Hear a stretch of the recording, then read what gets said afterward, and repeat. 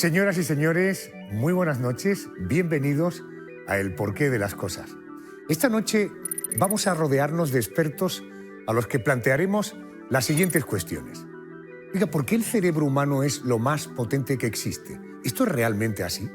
¿Qué tiene que ver el insomnio con la vista o con la salud visual? ¿Por qué el cielo? ¿Nos empeñamos en verlo azul cuando no es azul? ¿O sí? ¿Por qué es bueno comer calabaza ahora que estamos precisamente en esta época? Y una más, ¿por qué la población llega cada vez a más edad y por qué envejecemos mejor? Señoras y señores, El Porqué de las Cosas, 31ª entrega, por tanto, programa 31.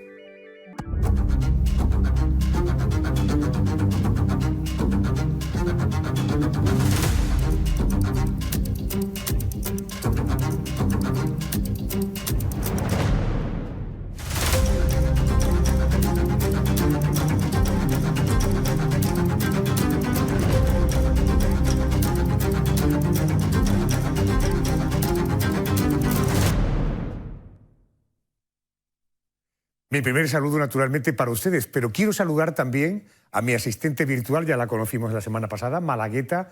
Querida Mala, muy buenas noches. Hola, Adolfo. Buenas noches. A ver, Mala, tú eres hija de la inteligencia artificial. No sé si te gustará mucho lo que te voy a preguntar, pero ¿qué información me puedes dar sobre la potencia del cerebro humano en comparación con las máquinas? Me guste más o menos la respuesta, lo cierto es que los estudios están ahí. Hace unos años, una investigación estadounidense concluyó que el cerebro humano es 30 veces más potente que el superordenador más rápido que existía en aquel momento, el IBM Sequoia.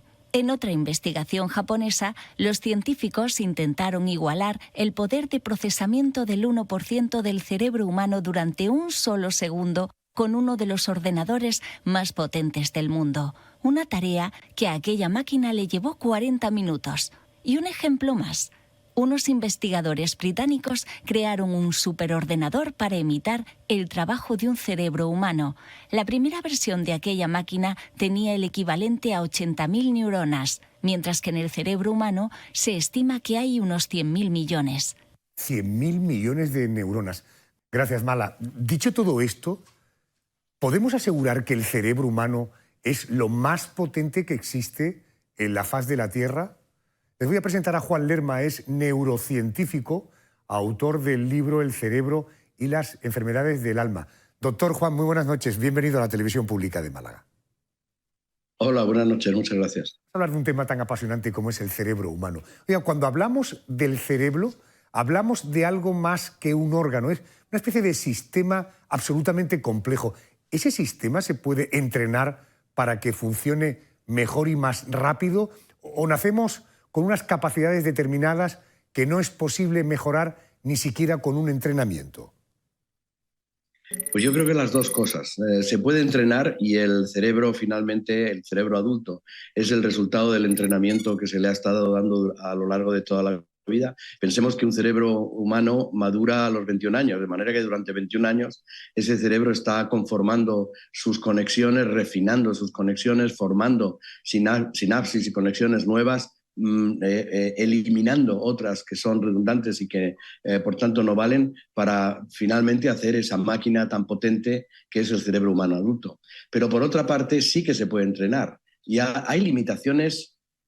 Se puede entrenar y mejorar las marcas que el cerebro puede dar, pero también hay limitaciones fisiológicas que no se pueden sobrepasar. Pero sí que se puede, por ejemplo, entrenar capacidades de cálculo. Está, al final, a la vista está. Hay mucha gente que hace eso que se llama brain training y al final esas particularidades que entrena pues las hacen mucho más rápido y de manera más eficiente. Así que la respuesta es las dos cosas. Hay limitaciones, pero también hay un entrenamiento posible que mejore las capacidades cognitivas y, en general, cerebrales. Oiga, siempre hemos oído que usamos un porcentaje muy pequeño de nuestro cerebro.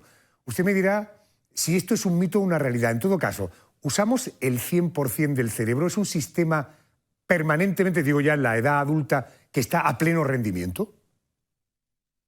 Es un sistema que se utiliza 100% a todos rato, incluso cuando se está durmiendo. Lo de que se usa parte del cerebro únicamente y que por tanto se podría llegar a conseguir supercerebros con entrenamiento, etcétera, esto es una leyenda urbana. El cerebro está continuamente activo, naturalmente que hay partes más activas unas veces que otras de acuerdo a la actividad que se está realizando, pero el cerebro está activo durante el sueño. Incluso hay fases del sueño donde el cerebro está más activo que durante la vigilia.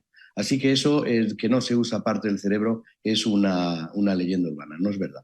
En los últimos 3 siglos, por no remontarme a épocas primitivas, el cerebro humano ha evolucionado. En todo caso, ¿se puede esperar que evolucione? En todo caso, ¿hasta dónde puede llevar esa evolución? ¿O lo que evoluciona es el conocimiento y no el cerebro? Sí, yo creo que ahí estamos en la segunda parte en vez de en la primera. El cerebro es el resultado de la evolución de millones de años. En 200 o 300 años, el cerebro como tal o un sistema biológico es difícil que evolucione en ese periodo de tiempo tan corto. Pero sí, o sea, es decir, el caso podemos tomar un cerebro de la Edad Media y tratar de entrenarlo con los conocimientos en una escuela actual y se comportaría probablemente de forma muy parecida al cerebro de cualquier niño que haya nacido en el siglo XXI. En tan corto periodo de tiempo la evolución biológica no tiene efecto. Ahora bien, hay voces que se están de alguna manera levantando diciendo que en los últimos años y debido al uso de máquinas como los teléfonos móviles o como los propios ordenadores que almacenan la información y eso parece que al cerebro ya no le hace falta almacenarla y en la escuela los sistemas más memorísticos se están abandonando, hay voces que claman diciendo que esas capacidades del cerebro se pueden perder y ya no somos capaces de retener un número de teléfono porque el número de teléfono está en la memoria del teléfono móvil, ¿no? Esto yo creo que sí que puede ser deleterio, pero al final no es una evolución biológica en términos biológicos adaptativos, sino simplemente una falta de entrenamiento en ese sentido. Esto que hablábamos antes del entrenamiento entonces se pone de manifiesto ahora. Por ejemplo, antes teníamos a lo mejor 12 o 13 teléfonos en la cabeza, ahora no tenemos ninguno porque están disponibles en la memoria del ordenador. Si bien es verdad que otra vez hay limitaciones, y uno de los ejemplos es que en general no se pueden recordar más de 8 o 9 números. No se pueden recordar. Y esto tiene una traslación en la vida práctica, en que, por ejemplo, los teléfonos se organizan en base a 3 números, 4 números. Nunca se lee un teléfono de corrido, sino que se van separando le llaman en inglés chunks, y esto es la memoria chunk o la memoria fraccionada, ¿no? Y de hecho, si uno se da cuenta cómo están organizados los números de las tarjetas de crédito, son exactamente iguales, de 4 en 4. ¿Por qué no se organizan con los 16 números o 14 números que tienen? Y es porque realmente retener esa cifra es prácticamente imposible. Otra limitación del cerebro. Pero existen trucos para, con entrenamiento, recordar 4, 4, 4 y 4. Correcto. Es como si labeáramos los números y el por qué nos ponen en las tarjetas de crédito los números fraccionados de 4 en 4, la respuesta la hemos conocido esta noche. Oiga, ¿qué funciones puede hacer una máquina pero no el cerebro humano? ¿En qué cosas el cerebro va detrás de la máquina? Bueno, en capacidades de cálculo, depende de los cálculos que se quieran hacer. El cerebro a veces es más eficiente que una máquina, pero no cabe duda que un ordenador hace, por ejemplo, sumas, ordena cosas de una manera mucho más rápida que lo puede organizar un cerebro. Pero a la hora de almacenar información, el cerebro es bastante más eficiente, por ejemplo, que una máquina, porque no almacena todos y cada uno de los detalles. Esto ocuparía un espacio que el cerebro no tiene. Almacena cosas fundamentales y cuando las tiene que recordar lo que hace es recomponer esas cosas a partir de las cosas fundamentales que ha almacenado con información que tenía ya repetida. De manera que en ese sentido yo creo que es más eficiente. Probablemente se llegue a desarrollar una máquina que sea capaz de almacenar información fraccionada y que sea luego capaz de reproducirla con toda seguridad. Pero quién sabe, porque se corre peligro. Es decir, en el cerebro las cosas... También es verdad que cuando se recuerdan, no se recuerdan con la fidelidad que una máquina que almacena algo lo puede recordar. Pero para la vida, para la función biológica del cerebro, almacenar algo con esa fidelidad no vale la pena, de manera que por eso no lo hace. Como digo, el cerebro es el resultado de la evolución y por ahora, en términos evolutivos, nos ha ido bastante bien. Doctor, para terminar, una cuestión. Nosotros en el programa tenemos a una asistente virtual, una científica que animamos, de hecho, a través de la inteligencia artificial. Es muy común en las conversaciones con los amigos últimamente decir, la inteligencia artificial, eso va a ser tremendo. En fin, todo el mundo tiene la sensación de un futuro distópico cuando lo asocia a la inteligencia artificial. Usted, en su condición de neurocientífico, ¿la inteligencia artificial le provoca miedo, pánico, preocupación, o le da la impresión de que seremos capaces de convivir con la inteligencia artificial? A mí, como neurocientífico, lo que me genera es mucha esperanza, porque me va a servir para poder utilizarla y entender un sistema tan complejo como el cerebro. No creo que no hay que tenerle miedo a la inteligencia artificial. El problema de la inteligencia artificial es que tiene un nombre muy bueno. Pero un amigo mío que es experto en inteligencia artificial me dice todo el rato que la inteligencia artificial es muy artificial y poco inteligente. De manera que no hay que tenerle miedo en absoluto. De hecho, la inteligencia artificial, un poco más rudimentaria, un poco más básica, se viene usando en la ciencia y se viene usando en matemáticas y en física y en toda la ciencia desde hace muchísimos años. Significa la capacidad de predecir algo que uno no puede medir a través de ajustes estadísticos, que es finalmente algoritmos, que es finalmente lo que hace la inteligencia artificial. No hay que tenerle miedo, lo que representa es una herramienta muy poderosa que lo que puede hacer es beneficiar y facilitar la vida del ser humano. Y con esa mentalidad es como hay que tomarla.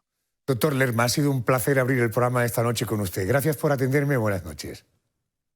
Muchísimas gracias a vosotros. Gracias. La inteligencia artificial, que últimamente se convierte en noticia permanentemente asociada al mundo de la medicina, y cada noticia que conocemos es más esperanzadora, más positiva. Por lo tanto, no miedo a la inteligencia artificial. Vamos a pensar que va a ser un instrumento que nos va a ayudar a vivir mucho mejor. El cerebro, un sistema complejo y potente donde se aloja nuestro conocimiento.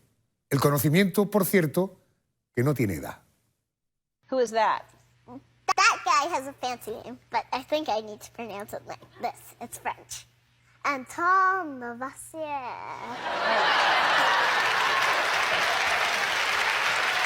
He recognized and named hydrogen and oxygen on the periodic table, but he's best known for knowing what oxygen does in combustion. Wow, okay. And who is this? That's Daniel Bernoulli. Oh, that's right. And what is he known for? His principle explains how airplanes fly. It's because of the shape of the wing. The wing is shaped so that the air flows faster over the top of the wing and slower underneath. It's like the air has a little slide to go down. No sé si esta cría da más miedo o provoca más admiración. Déjenme, porque les voy a dar algunas claves de por qué es importante dormir lo suficiente y dormir bien. Fortalece nuestro sistema inmunitario y, en definitiva, nos hace estar más sanos. Es un escudo para nuestro corazón. Reduce el riesgo de insuficiencia cardíaca. Ayuda a mantener el peso a raya. Fortalece la memoria. Reduce la probabilidad de sufrir depresión. Tiene beneficios estéticos. Es bueno, por ejemplo, para que nuestra piel presente un aspecto saludable. Por cierto, ¿sabías que dormir bien también es bueno para la vista? ¿Y esto por qué es? Se lo quiero preguntar a Cecilia Salinas. Es experta en retina. Ella es una de las profesionales de IMO, que es el Instituto de Microcirugía Ocular del Grupo Miranza. Doctora Salinas, muy buenas noches. Bienvenida a la Televisión Pública de Málaga. Hola, buenas noches. Mucho gusto y muchas gracias por su invitación. Gracias, doctora. ¿Por qué la falta de sueño afecta a la salud visual? ¿Cuál es la relación entre dormir y la vista? Primero, permíteme felicitarte porque la introducción ha sido perfecta, la verdad. Todo lo que has dicho de los beneficios del sueño es eso. Incluso durante la historia de la humanidad, el sueño ha sido el menos estudiado, el menos investigado por la ciencia. Tú piensas que todas las necesidades básicas como comer, reproducirse o beber han sido muy importantes y han sido estudiadas. En cambio, dormir Hace menos de 20 años que se está estudiando por la ciencia a raíz de la resonancia magnética nuclear. Y se ha demostrado que no hay ningún órgano en el cuerpo ni ningún sistema neurológico que no se beneficie con el sueño o no se perjudique con la falta de ello, ¿no? Correcto, por tanto no solamente es bueno para la vista, sino para cualquier órgano. En todo caso, una persona que no duerma lo suficiente, ¿en qué empezará a notar en lo que tiene que ver con la vista? ¿Cuáles serían las primeras señales de que nuestros ojos, nuestra visión, no funcionan bien? Digo, cuando el problema está asociado a una mala calidad del sueño. Bueno, lo más importante, no lo más importante, sino digamos lo primero que uno va a empezar a notar es el ojo seco. ¿Por qué? Porque el ojo tiene, como todos los órganos, que descansar entre 6 y 8 horas, porque el párpado superior, al estar cerrado el ojo, produce un aumento de la calidad de la lágrima. O sea, la lágrima tiene que liberar nutrientes, liberar tóxicos y la lágrima se recupera con estas horas de sueño. Cuando no tenemos las suficientes horas de sueño, esta lágrima, que es un gran protector de la córnea, lo que nos produce es que empecemos a notar la sensación de sequedad, sobre todo por la mañana. También vamos a notar sensación de enrojecimiento, ojo rojo, picazón y sobre todo edema. Nosotros le llamamos edema a la hinchazón de los párpados superiores e inferiores cuando uno se despierta por la mañana. ¿Podemos poner el ejemplo de un estudiante que se pasa toda una noche repasando apuntes para preparar un examen y que al día siguiente, a medida que pasen las horas, tendrá dificultades para fijar la vista? Pero voy a ir un poco más allá. Una persona que no duerma bien casi nunca porque padezca un insomnio grave, ¿a la larga a qué problemas se enfrenta su salud visual? Bueno, como has dicho muy bien, el dolor de cabeza y la fatiga visual en un niño o un adolescente que no duerma lo suficiente o que esté estudiando, produce un dolor de cabeza que nosotros llamamos frontal. Es un dolor de cabeza que está localizado en la parte frontal y sobre todo en la parte interna del ojo. Nosotros le llamamos frontal y nasal superior. Esta es la zona donde más notan los estudiantes que no duermen bien. Y además tienen otro problema que se llama espasmo de la acomodación. ¿Qué pasa? Al estar todo el rato mirando en un punto, es como si fuera, yo siempre les digo a mis pacientes, es como si estuvieran todo el rato en el gimnasio. Y entonces no tienen esa relajación y esta contracción muscular del ojo produce este tipo de dolor de cabeza. Pero a lo que te referías, en el riesgo de enfermedades crónicas, también lo que puede llegar a afectar en la vista, sobre todo enfermedades importantes, es el glaucoma y el aumento de la presión ocular. Correcto. Entre otras, ¿no? Cuando una persona padece insomnio, se puede poner en manos de neurólogos, de psicólogos, de unidades de sueño que funcionan en muchos hospitales, pero le pregunto a usted como experta en salud visual, a una persona que no duerme bien y que sufre todos esos problemas que ya hemos mencionado, ¿de qué manera le puede ayudar el oftalmólogo? Básicamente el oftalmólogo, nosotros en las revisiones habituales de oftalmología, lo primero que hacemos es tocar el párpado superior para ver todo el ojo en su conjunto, ¿no? Y ese simple gesto de levantar el párpado superior a nosotros ya nos da una pista, porque nosotros hay una entidad en oftalmología que se llama el síndrome del párpado laxo. Ese síndrome es porque hay una afectación de los músculos perioculares que está estrechamente relacionado con una patología del sueño muy importante y muy grave si no se la trata, que se llama el síndrome de apnea-hipoapnea del sueño. Por lo tanto, nosotros con una revisión oftalmológica normal nos podemos llegar a dar cuenta que este paciente tiene grandes riesgos de padecer no solo enfermedades oftalmológicas como le dije recién, glaucoma, neuropatía óptica isquémica, oclusiones venosas o corioretinopatía central serosa, que serían como las más graves en los pacientes con insomnio, sino también les podemos ayudar a que el grupo del sueño pueda tratar a este tipo de pacientes con esta patología que tiene muchas consecuencias cardiovasculares y neurológicas, como tú lo has dicho al principio en la introducción, ¿no? Dos consideraciones. Primera consideración, no es más importante dormir muchas horas como la calidad del sueño. Cuando estamos dormidos, nuestro organismo provoca unas reacciones, tiene unos procesos que solo se producen cuando dormimos. Por tanto, es importante dormir con calidad. Y segunda, cuando la doctora habla del glaucoma como una enfermedad grave, ahí lo importante es la detección precoz. Si un oftalmólogo te diagnostica un glaucoma, no tienes un problema hoy día, solo tienes la obligación diaria de medicarte con una simple gota, y si eres disciplinado en este asunto, el glaucoma no se desarrollará y por tanto no tendrás problemas que, en el caso de que no seas disciplinado, puedes terminar perdiendo, deteriorando tu nervio óptico y por tanto padeciendo ceguera. Cecilia, gracias por atenderme, ha sido un placer, gracias, muy amable.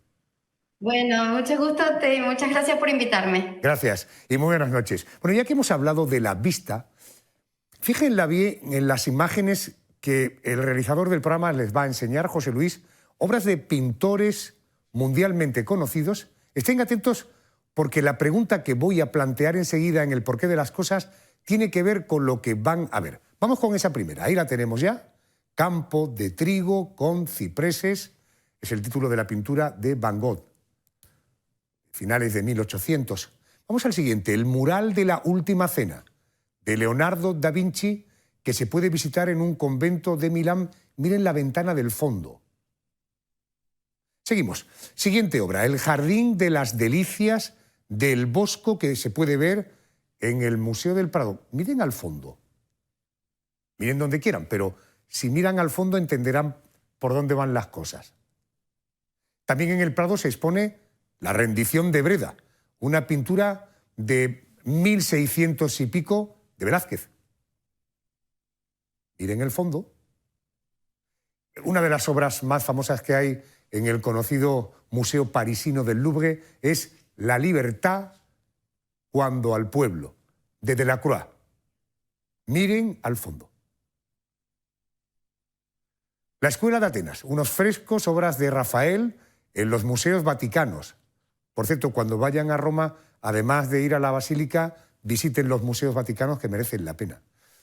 Este que ven ahora es la obra Vista de Toledo, del Greco. Está expuesto en el Met, esto está en Nueva York. Miren el fondo.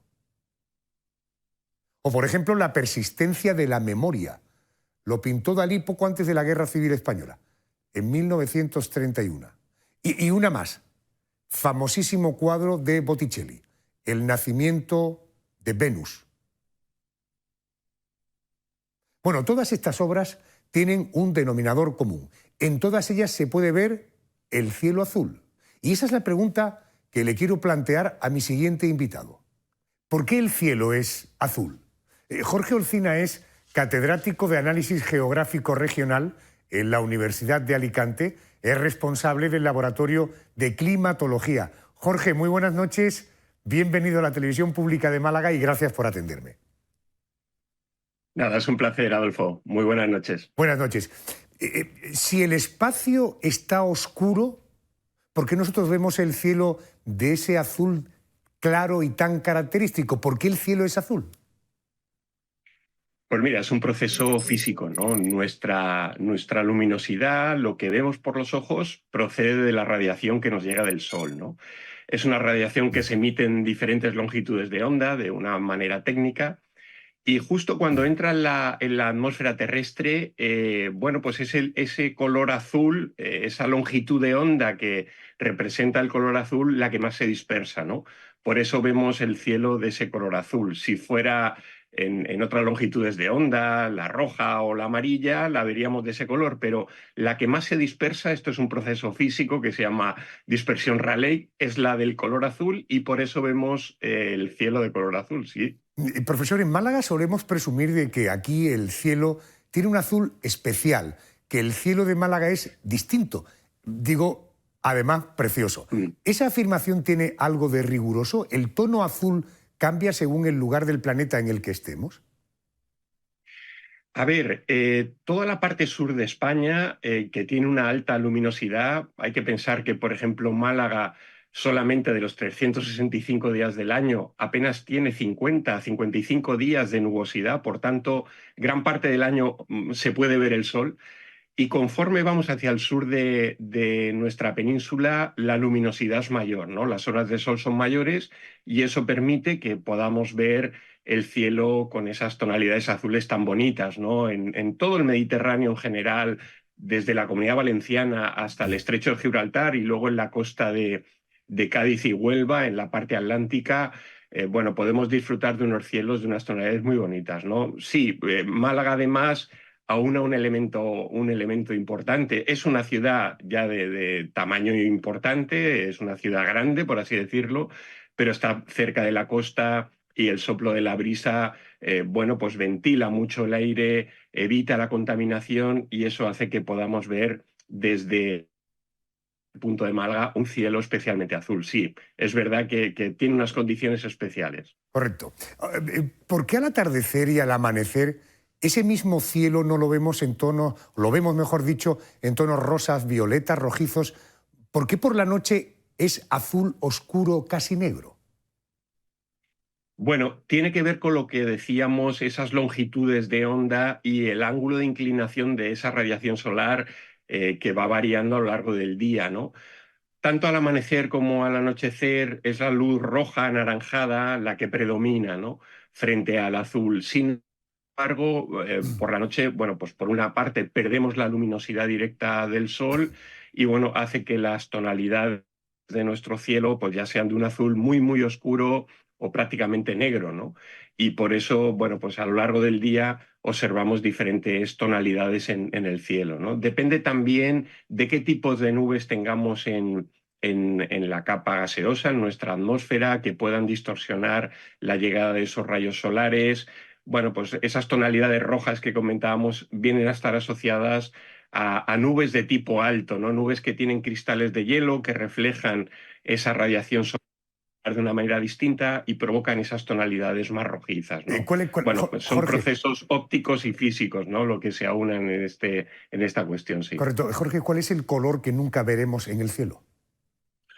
Bueno, mira, Adolfo, podemos ver todas las tonalidades del espectro de lo que llamamos el arco iris, ¿no? Lo que pasa es que hay algunas tonalidades, algunos colores más difíciles, ¿no? Por ejemplo, ver cielos verdes, salvo que sea un fenómeno de aurora boreal, es difícil verlo, y ver cielos amarillos también es muy difícil, ¿no? Salvo que, bueno, tengamos algún componente, algún polvo atmosférico que favorezca esas tonalidades, ¿no? Los colores que más vemos y a los que están más adaptados a nuestra propia visión es esas tonalidades azules, pues desde el azul claro al azul oscuro, y luego esas tonalidades rojizas entre el anaranjado y el rojo, ¿no? Pero potencialmente podríamos ver todos y hay en algunos momentos en los que podemos ver, ya digo, esas tonalidades incluso más difíciles como son el verde o el amarillo. Vamos a dar una vuelta de tuerca más.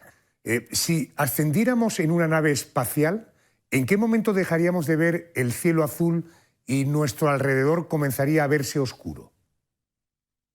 Pues mira, el límite visible de la Tierra está situado a 46.500 millones de kilómetros. Es una distancia que bueno, se nos queda fuera de nuestra capacidad de entender, ¿no? Pero es verdad que una sonda que se lanzó ya hace años, la sonda Voyager 1, llegó a ver la Tierra con esas tonalidades azules, esa canica azul, ¿no? Que nos decía el primer satélite que se lanzó en el año 72, que vio por primera vez la Tierra con estas tonalidades azules. Bueno, pues la sonda Voyager 1 llegó a ver esa tonalidad azul a 6.000 millones de kilómetros de distancia, ¿no? Bueno, pues lo que nos da, por un lado, la satisfacción de que desde fuera nos puedan ver con esa tonalidad azul, ¿no? Pero digamos que se escapa un poco a nuestro entendimiento esas enormes distancias de 1.000 millones de kilómetros que tenemos en el espacio y que nosotros somos un punto más dentro de este universo tan grande, ¿no? Los distintos tonos en los que vemos el cielo mientras está el sol fuera, ¿nos está ofreciendo alguna información meteorológica? Cuando yo miro al cielo y lo veo, normalmente, cielo naranja, uy, esto quiere decir que vamos a tener probablemente viento. Vemos las nubes aborregadas, ojo, va a llover. ¿Tiene algo de riguroso esto? Sí, son signos del cielo que ya desde época histórica, desde los primeros tratados griegos, el tratado, por ejemplo, de meteorología de Aristóteles, ya señalaba, ya indicaba qué podíamos interpretar de esos signos, de esos colores, de esa nubosidad a veces rara que tenemos en el cielo, ¿no? Y sí, las tonalidades rojizas en las nubes, en el propio cielo, se suele asociar con jornadas de viento, ¿no? Básicamente porque están relacionadas con las nubes primeras que llegan en un frente, en una borrasca frontal, y sabemos que cuando entra esa borrasca frontal, pues luego pues tenemos lluvia o tenemos viento, ¿no? También esas nubes que vemos en forma de lenteja, ¿no? Y con esos cielos azules muy intensos indican que hay viento en las capas más altas de la atmósfera, ¿no? Son esos, como digo, esos signos del tiempo que se conocen desde época histórica y que, bueno, pues seguimos teniendo como una referencia, digamos, popular, no de ciencia, pero sí popular y muchas veces acertada de los cambios en el tiempo. Puedo afirmar con absoluta certeza de que Jorge Olcina probablemente sea uno de los divulgadores que tienen que ver con el mundo del tiempo, la meteorología y sobre todo la capacidad de comunicar extraordinaria que nos ayuda a entender asuntos muy complicados de manera muy simple. Jorge, gracias por atenderme, muy amable. Nada, es un placer, Adolfo, hasta cuando queráis. Gracias. Un abrazo. Muy amable. Ya que hemos estado hablando del cielo y en el cielo, el azul del cielo, vamos a quedarnos un poquito más por ahí arriba. ¿Quieres ver cómo son las nubes por dentro? Ahí lo tienes.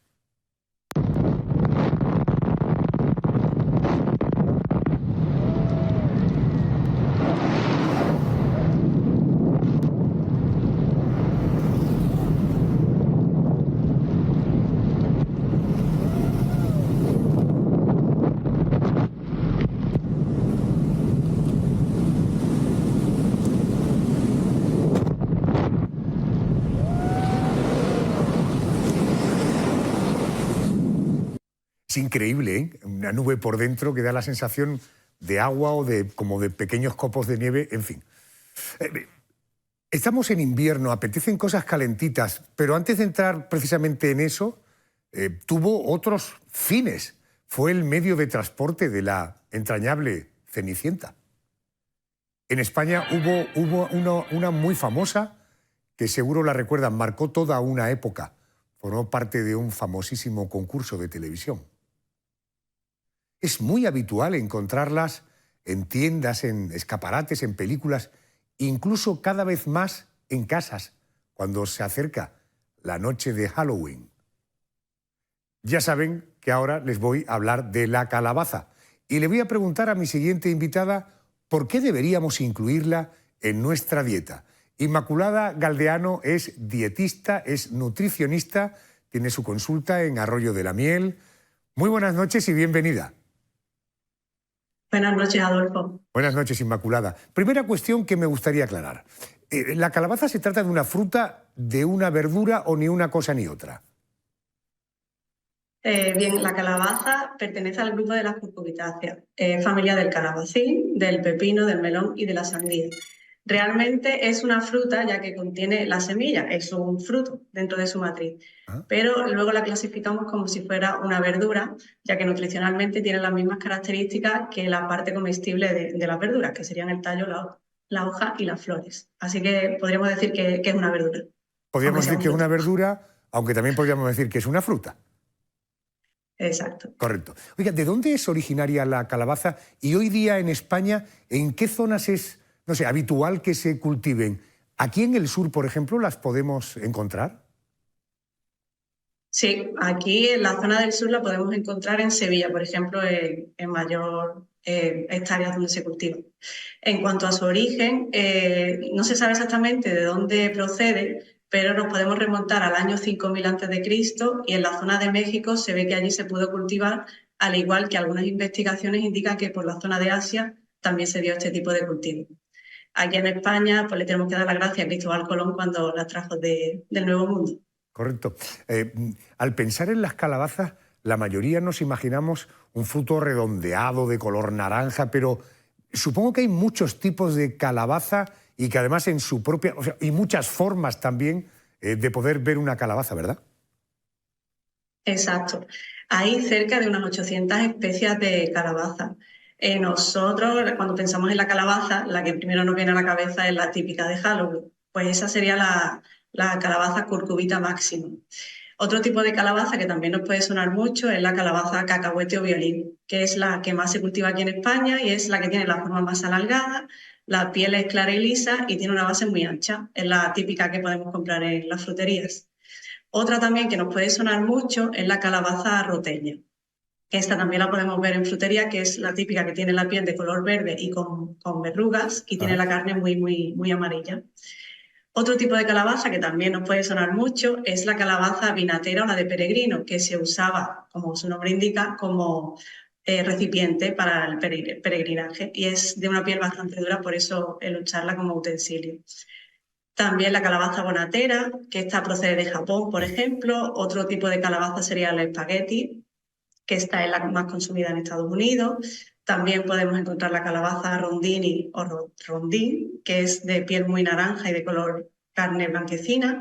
Y hay algunas que se utilizan como para la repostería, que esta seguro que nos suena también mucho, que sería la calabaza de la sidra o la calabaza cabello de ángel, que de esta última es de donde se saca el cabello de ángel de la repostería. Y qué rica está además, ¿verdad? O sea, que hay muchísimo. Inmaculada, Sí. hay frutos de los que no hay que abusar porque contienen mucho azúcar, otros que son muy recomendables porque aportan mucho hierro o calcio o proteínas o fibra. ¿Y la calabaza? ¿Es recomendable incluirla en nuestra dieta y en todo caso, en qué medida, en qué proporción? Bien, la calabaza realmente también se podría incluir en cualquier dieta. Y en la época del año en la que podríamos consumirla, pueden ser tanto en invierno como en verano, y cuando la recolectamos y que tenga el pedúnculo de forma que no se haya roto, la podemos conservar muchos meses. Las dietas donde podemos incluirla podría ser en cualquiera, porque van a ser ricas en calorías, o sea, son bajas en calorías y bajas en grasa, por tanto, en una pérdida de peso nos entrarían bastante recomendables. Igualmente son muy ricas en fibra, tanto soluble como insoluble, que esto nos va a ayudar al tránsito intestinal, previniendo el estreñimiento y ayudando a prevenir el cáncer de colon y ciertas enfermedades cardiovasculares. Y lo bueno de la fibra también que nos aportan saciedad. En cuanto a los minerales, podemos destacar que es alto contenido en potasio y bajo en sodio, por tanto, en dietas que vayan a cuidar nuestra hipertensión o enfermedades cardiovasculares estarían bastante indicadas. Y son muy ricas en ciertas vitaminas como la vitamina C y la vitamina B1 y también en betacarotenos, que estos son el precursor de la vitamina A, que tiene un efecto antioxidante y también potencian el sistema inmunitario.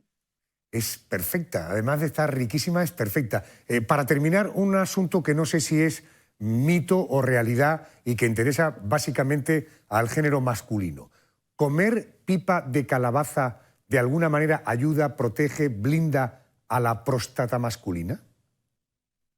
Sí, porque es un alimento muy rico en el licopeno, que se ha visto que previene el cáncer de próstata benigno. Así que adecuado para el hombre.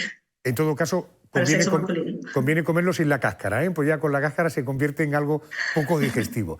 Inma Galdeano, gracias por atenderme. Gracias y buenas noches. Gracias a vosotros, buenas noches. Muy buenas noches. En uno de los auditorios, tiene varios, en uno de ellos del Palacio de Ferias de Málaga, está ya preparado mi último invitado de esta noche. Es el doctor Gómez Huelgas.